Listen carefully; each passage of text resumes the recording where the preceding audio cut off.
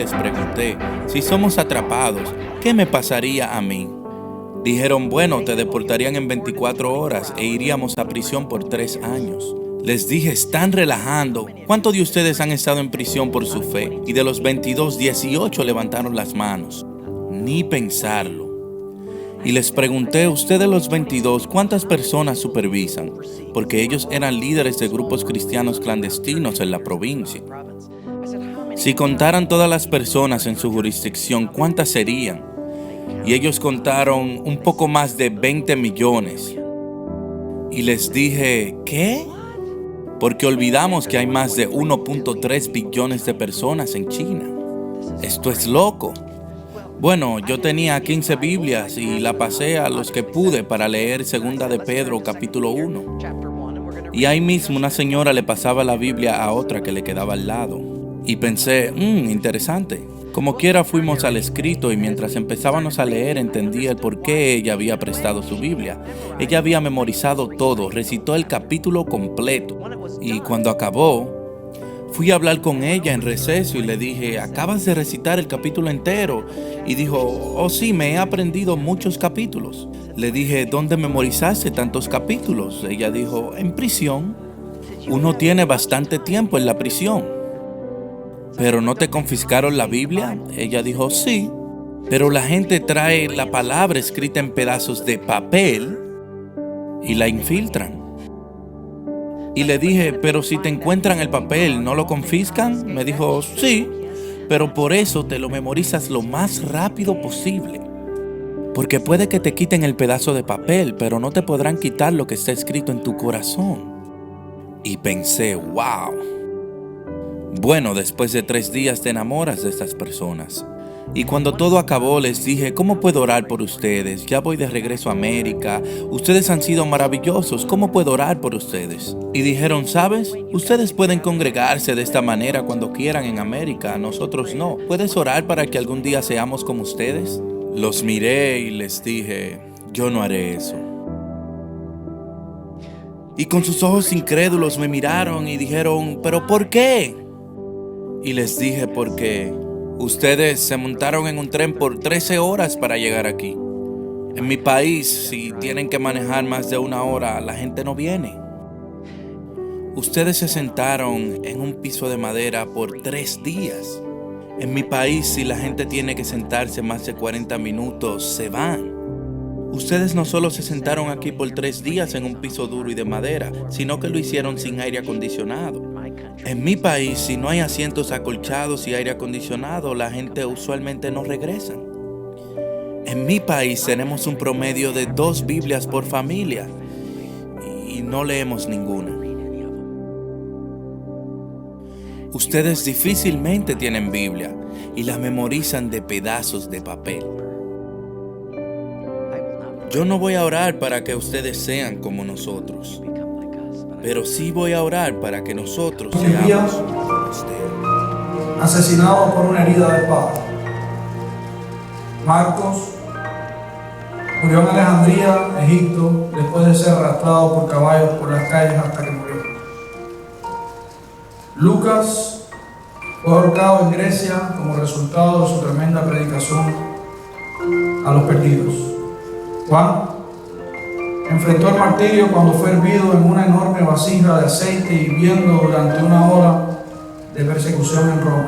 Sin embargo, fue liberado milagrosamente de la muerte y Juan fue sentenciado a las minas en la prisión de la isla de Patmos. Escribió su profético libro del Apocalipsis. El apóstol Juan luego fue liberado y regresó para servir como obispo de Edesa en Turquía moderna. Murió como un anciano, el único apóstol en morir pacíficamente. Pedro fue crucificado cabeza abajo en una cruz en forma de X. Según la tradición de la iglesia, fue porque le dijo a sus torturadores que se sentía indigno de morir de la misma manera que Jesucristo había muerto.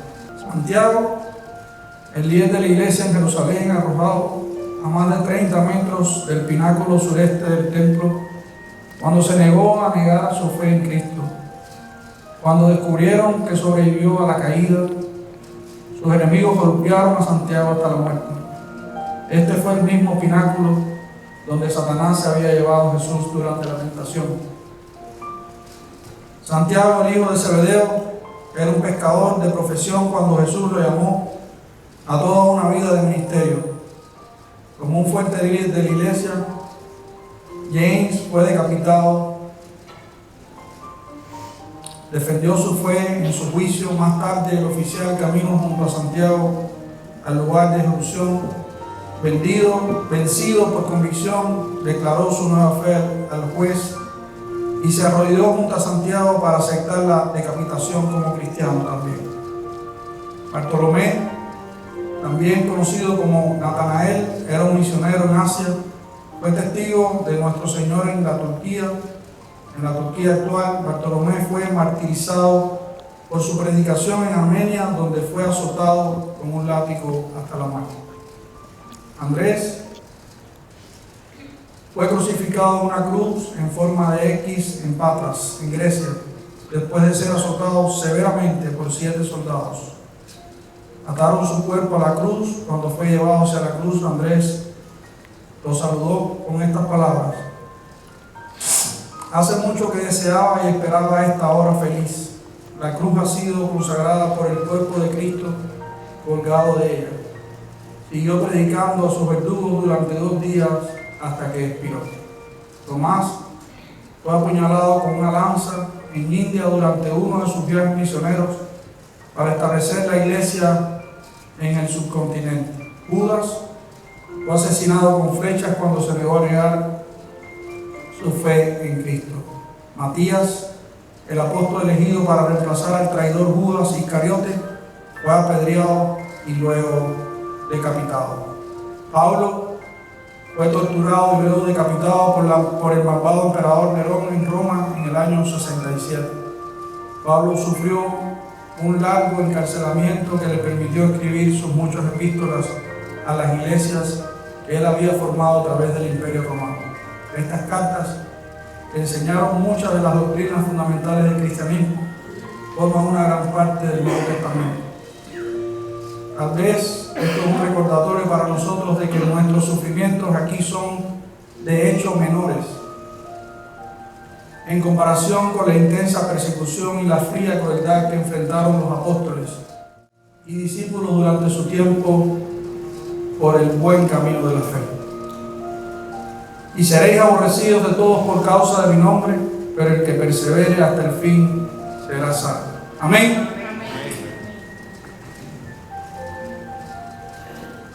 Familia, ¿qué aprendieron? ¿Cómo se sienten después de haber visto este pequeño video? Somos muy bendecidos. ¿Qué más?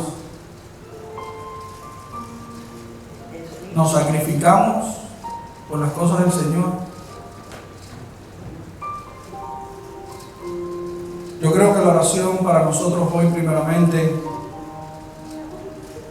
y la enseñanza de hoy yo le puse características de un creyente versus un cristiano, porque la iglesia de Jesucristo tiene que aprender a vivir como un cristiano, no como un creyente. ¿Ustedes están de acuerdo conmigo?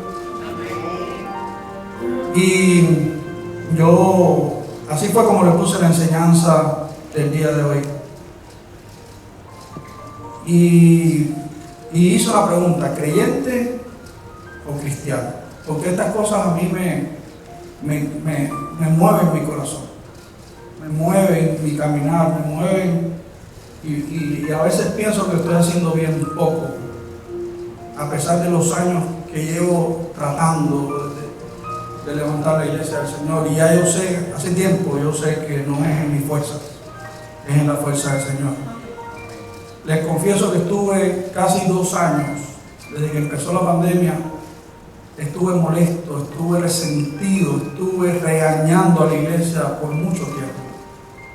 Porque mi corazón era: ¿cómo es posible que no nos hemos dado cuenta de que tenemos un Dios todopoderoso? ¿Cómo es posible que no nos hemos dado cuenta que nuestra vida en su presencia es mejor que perder la vida en la tierra? Y les confieso que estuve 2 años bien molesto. Y yo me arrepiento de haber hecho eso con la congregación. Pero yo estaba así, de esa manera. Y el Señor me llamó a contar y yo me arrepentí, porque yo no soy nadie, ni nadie. Aunque los pastores están llamados para alar las orejas. Y los cristianos, los hijos de Dios, tienen que saber que los pastores tienen esa función. Y cuando se ponen bravos con el pastor y se van de la congregación, no tienen un corazón de hijo, tienen un corazón de creyente. Porque no aceptan la reprensión de parte del pastor. Y eso es una de las características que vamos a ver hoy bíblicamente. Y quiero empezar. Características de un creyente. Y yo las numeré por numerarlas, no porque precisamente tienen ese orden. Como les dije al principio, si te sientes que es para ti, el momento es de arrepentirte. Si piensas que yo lo estoy escribiendo por ti, arrepiéntete, porque no es por ti. Es porque Dios quiere que tú no seas de esa manera. Dios quiere que tú seas como Él. Amén. ¿Lo reciben? Amén. Número 1. Jesucristo es un concepto. Un creyente sabe que Dios está ahí, sabe que fue a la cruz, pero hasta ahí quedó. Jesús es un concepto, no está en su corazón. Un día fui a una iglesia, un día las palabras que escuché fueron bonitas, tocó mi corazón, acepté al Señor, pero hasta ahí. Solamente es un concepto. Y miren lo que dice la palabra. Porque el que se cree ser algo, no siendo nada, a sí mismo se engaña. De nada me vale decir que yo soy cristiano cuando realmente no camino como un cristiano. ¿Están conmigo? Amén. Número 2, no tiene fe. La fe le llega cuando viene el problema. Mientras tanto, no hay fe. Ahí es cuando busca a Dios en el medio del problema. Y lo bueno de ser hijo de Dios es que en el medio del problema y sin problema, yo alabo a Dios. Lo alabo, lo bendigo para cuando vengan esos problemas yo estar fortalecido también. No es nada más cada vez que me suceda algo a mí o a mi familia o a mis hijos. Eso es ser creyente. Solamente la fe me viene cuando estoy en medio de una situación. Santiago 2:18 dice, pero alguno dirá, tú tienes fe, y yo sé que esto le gusta a mi suegro, y yo tengo obras. Muéstrame tu fe sin tus obras, y yo te mostraré mi fe por mis obras.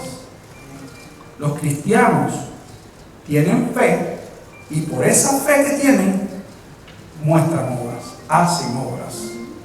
Amén. ¿Están conmigo? ¿Están conmigo? Amén. Número 3. No hay frutos dignos de arrepentimiento. Repite conmigo, no hay frutos dignos de arrepentimiento. Hemos hablado aquí del arrepentimiento por mucho tiempo. El arrepentimiento es cambio de dirección. Yo estoy haciendo algo así, y sé que no es bueno para mi vida. Y si yo no me arrepiento de mi corazón, voy a seguir haciendo lo mismo. Pero cuando yo sé que estoy haciendo algo que me perjudica a mí y a otros, tiene que haber ese convencimiento, me arrepiento y cambio de dirección y digo, no más. ¿Amén? ¿Están conmigo? Amén.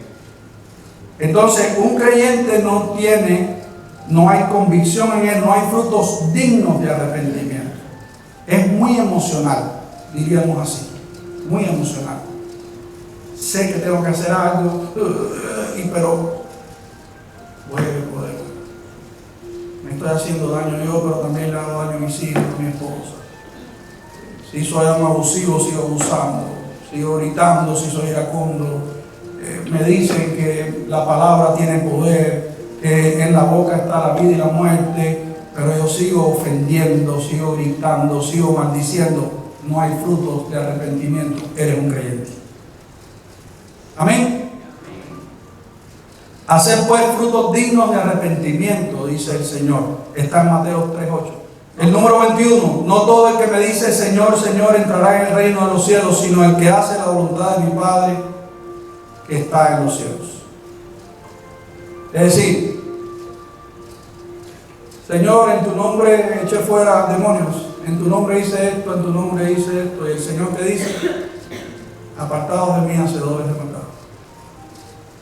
Esto es serio, el caminar del cristianismo es serio, porque toda esta gente ha perdido su vida, toda esta gente están allá presos en China, toda esta gente camina, como dice ese pastor, 13 horas en un tren para llegar a lugares escondidos. No sé si lo oyeron. No es una iglesia establecida, se tienen que esconder para poderse reunir. Me decían otras personas que han ido que hay lugares bien apartados donde es que ellos van. El gobierno dice: eso está en Cataraquimama, no es aquí en la ciudad. Y ahí es donde ellos van, y por eso han crecido. Dice que son como 20 millones de chinos ya que son cristianos. Sí, siempre buscan la manera. El pastor Tony, que ustedes probablemente se llevan muchos años aquí, hace 3 años, 4 años, que la noticia fue a nivel nacional aquí en este país. Una iglesia allá en San Antonio de los Baños que la levantaron, y se acuerdan que vino un tractor y se la tumbaron, y al otro día volvieron de nuevo y se la volvieron a tumbar. Ese pastor ha estado con nosotros. Dicho sea de paso, tengo que ir a verlo. Ese hombre me contaba que la policía se lo llevó y le dijeron: mira, necesitamos que me digas quién es tu jefe. Solamente dime quién es tu jefe en Estados Unidos y ya te soltamos. Y él aprovechaba en ese momento y le decía: mi jefe se llama Jesucristo. Y ahí mismo hablaba del Señor. Y él le decía: mira, me puedes tumbar, porque ven en el patio de su casa, me puedes tumbar esto una vez y lo vamos a volver a levantar. Y eso era lo que hacían: venían, les tumbaban, ellos firmaban, y al otro día por la mañana volvían a levantarlo en la madrugada. Y esta gente venía y decía: ¿pero qué es esto? Y volvían a tumbárselo, y así lo hicieron por 3 veces, hasta que finalmente después, y se lo llevaban preso y lo soltaban, se lo llevaban preso y lo soltaban. Y él le dijo: mira, vamos a hacer una cosa, esto no va a parar. Tú te llevas los palos, van a aparecer palos, van a aparecer tejas, y yo lo voy a volver a hacer. Entonces, yo no voy a estar en este juego con ustedes. Si ustedes vuelven a tumbarlo, yo voy a ir para el parque del pueblo. Y el hombre le dijo: ¿cómo si yo voy a ir para el parque del pueblo? Resulta ser que como fue nacional, por supuesto en Cuba no se enteraron, pero las iglesias sí se enteraron, empezaron a orar, se podrán imaginar, y fue al parque. ¿Ustedes saben cuántas personas fueron al parque? 800. Y al gobierno no le conviene. ¿Saben qué hicieron? Lo dejaron por loco. Le clausuraron su pasaporte, se lo quitaron, no ha podido viajar más a ningún lado. Él iba a Santo Domingo, iba a México, él iba a varios países. Aquí lo invitaron en Texas, aquí en Miami, un montón de lugares. Y le clausuraron y no puede salir de Cuba. Prácticamente preso, como ustedes saben. Pero la obra ha seguido creciendo, ya es una cosa impresionante lo que tiene. Yo les voy a traer fotos del techo que ya tienen, las luces que tienen, las sillas plásticas que tienen, por el apoyo que ha recibido internacional. Y es una cosa hermosa lo que tienen ahí. Al aire libre, pero algo hermoso. Entonces, ¿Dios está con nosotros, sí o no? Cuando queremos, podemos hacer la diferencia. Mateo 21:43. Por tanto os digo que el reino de Dios será quitado de vosotros y será dado a gente que produzca frutos de él. ¿Quién recibe esto? ¿Quién recibe esto? Léanlo. Por tanto os digo que el reino de Dios será quitado de ustedes y será dado a gente que produzca los frutos de él, de Dios. Los frutos que ustedes tienen, lo que hay que ponerlos a la orden del Señor. Decirle: Señor, heme aquí, envíame a mí. Amén. Número 5. Tiene un espíritu de juicio. El creyente tiene un espíritu de juicio. Porque mira la paja que está en el ojo de tu hermano y no echas a ver la viga que está en tu propio ojo. Los hijos de Dios son personas humildes que aceptan a las diferentes personalidades, porque no sabemos por lo que pueda estar pasando a las personas. Nosotros vemos caras, pero no sabemos corazones, y no somos nadie para estar enjuiciando a las personas. Mira este con su tatú, mira el otro con el pelo largo, mira el otro como se viste como un mamarracho. Déjale eso a Dios. Déjale eso a Dios. Amén. El número 6, el creyente es un necio. Repite conmigo, el creyente es un necio. ¿Y por qué lo decimos? Proverbios 10:23 dice, el necio se divierte con su mala conducta, pero el sabio se recrea con la sabiduría. Aquí hemos dicho muchas veces que el sabio aprende por instrucción y el necio aprende por golpes. Dios te dice, no es por aquí, pero tú como eres necio, sigue caminando ese camino. Bienvenido a las características de un creyente. Un hijo sabio acepta la dirección del Padre. ¿Tú te consideras hijo de Dios? Porque si tú eres la iglesia de Jesucristo, tú eres hijo de Dios. ¿Eso no es lo que somos?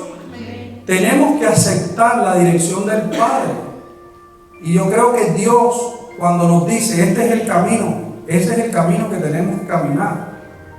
Muchas veces estamos en el desierto, caminando en el desierto porque no aceptamos la dirección de Dios. Somos necios. Te estás comportando como un creyente, mas no te estás comportando como un cristiano. Amén. Número 7. Repite conmigo, no es hijo. Un creyente no es hijo. Todavía no ha abrazado esa gran verdad de que yo soy hijo de Dios. Proverbios 3:1 dice, hijo mío, no te olvides de mis enseñanzas, más bien guarda en tu corazón mis mandamientos. Proverbios 3:12, porque el Señor disciplina a los que ama, como corrige un padre a su hijo querido. Proverbios 5:7, pues bien, hijo mío, préstame atención y no te apartes de mis palabras. ¿Quién lo recibe? Es parte de la dirección que quiere Dios en tu vida y en mi vida. Dios quiere que seamos hijos obedientes. Al final Dios, todo lo que desea es bueno. Porque el Señor, según el Salmo 103:10, no nos trata conforme a nuestros pecados, ni nos paga según nuestras iniquidades, es decir, nuestras maldades. Si Dios nos fuera a pagar y nos fuera a sentenciar de acuerdo a nuestras iniquidades, a nuestras maldades, no estaríamos aquí. ¿Ustedes no creen? Pero Dios nos ama, Dios es misericordioso. Dice su palabra que sus misericordias son nuevas cada mañana. Y si son nuevas cada mañana, yo lo primero que tengo que tener es un corazón agradecido de hijo. Señor, gracias. Gracias porque me amas. Gracias porque a pesar de mi condición de pecador, tú fuiste a la cruz por mí. Amén.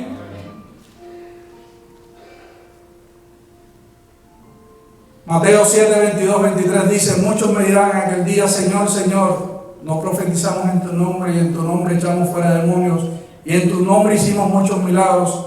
Entonces les declararé, nunca os conocí, apartados de mí, hacedores de maldad. Amén. Iglesia, este mensaje es para ti, este mensaje es para mí.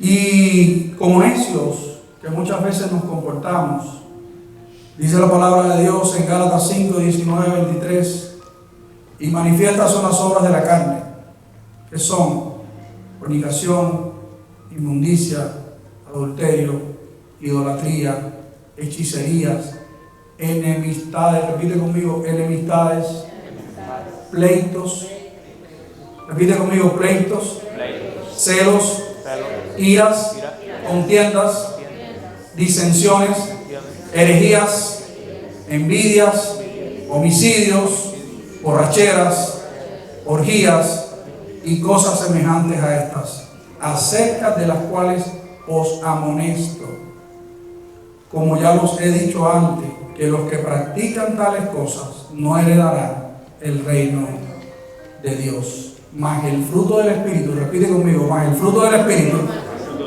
es amor, gozo, paz, paciencia, benignidad, bondad, fe, mansedumbre, templanza. Contra tales cosas no hay ley. Es decir, el hijo, que levante la mano aquí quien se considera que es hijo de Dios. El hijo tiene el fruto del Espíritu. Tiene el fruto del Espíritu. Repite conmigo, yo tengo el fruto del Espíritu. Entonces tú puedes ejercer ese fruto. Amén. Tú lo puedes ejercer.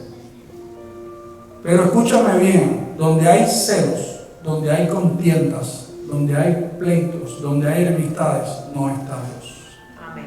Lo que está es la carne.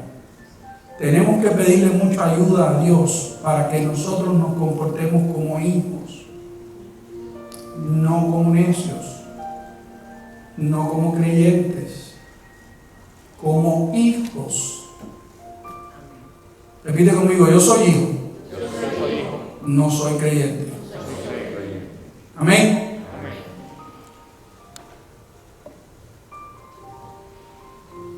Segunda de Timoteo 3:16. Con esto termino. Dice así: toda la escritura es inspirada por Dios y útil para enseñar, para redarguir. Segunda de Timoteo 3:16. Útil para enseñar, para redarguir, para corregir, para instruir en justicia. Y miren lo que dice la versión moderna. Todo lo que está escrito en la Biblia es el mensaje de Dios. Es útil para enseñar a la gente, para ayudarla y corregirla y para mostrarle cómo debe de vivir. ¿Se acuerdan lo que acabamos de ver? Lo que hacían estas personas con la palabra de Dios, que se la aprendían de memoria, ¿verdad? ¿Y ustedes creen para qué se la aprenden de memoria? ¿Por qué debemos de nosotros tener la verdad de Dios en nuestros corazones? Porque esa verdad es la que nos da identidad de hijo. Cuando vienen esos momentos difíciles que todos tenemos, cuando vienen esos momentos de duda, yo con mi boca declaro la palabra de Dios. Y tengo autoridad delante del enemigo de nuestras almas a decirle: yo soy hijo de Dios. Y a mí nada ni nadie me puede tirar al piso. Y si aún cayera, su palabra dice que 7 veces se cae un justo y 7 veces se levanta. Amén. Un aplauso para el Señor.